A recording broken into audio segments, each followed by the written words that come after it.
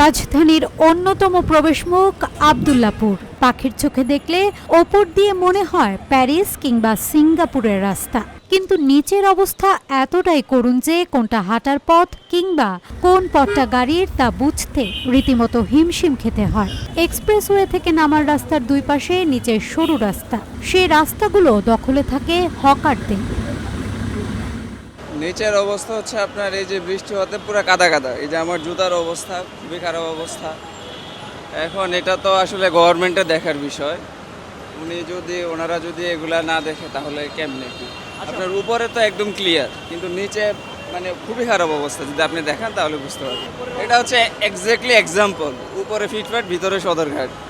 উপর থেকে শুধু গাড়ি চলে, মানে বেশিরভাগ জনগণ কিন্তু নিচ দিয়ে চলাচল করতেছে। তো জনগণের যে সুবিধার জন্য যে জিনিসটা করা, এটা আসলে ধরেন 80% জনগণই ভুক্তভোগী, 20% হচ্ছে সুবিধাটা পায়।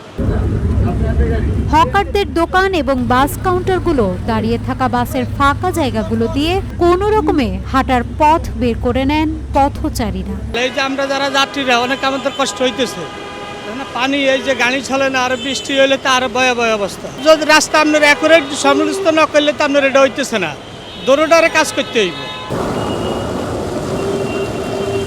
ঈদে ঘরমুখ মানুষেরা পরিবার পরিজন এবং ব্যাগপত্র নিয়ে চলাচলে হিমশিম খান এই জায়গাটিতে।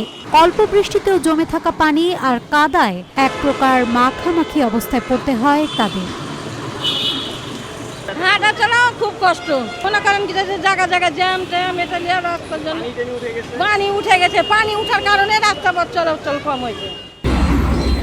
রাজধানীতে চলা দীর্ঘদিনের উন্নয়ন প্রকল্পে ঢাকা ছেয়ে গেছে উড়াল সড়ক আর এলিভেটেড এক্সপ্রেসওয়েতে, কিন্তু সে উন্নয়নে ক্ষতবিক্ষত হয়েছে নিচের সড়কগুলো। উপরের রাস্তা দিয়ে ছুটে চলে শুধুই গাড়ি, তবে পায়ে হাঁটা মানুষেরা ভোগান্তিতে পড়েন বেহাল দশার নিচের সড়কগুলোতে। তাই প্রশ্নটা থেকেই যায়, এই উন্নয়ন আসলে কতটা জনবান্ধব, জনগণের দুর্ভোগ কমিয়েছে কতটা।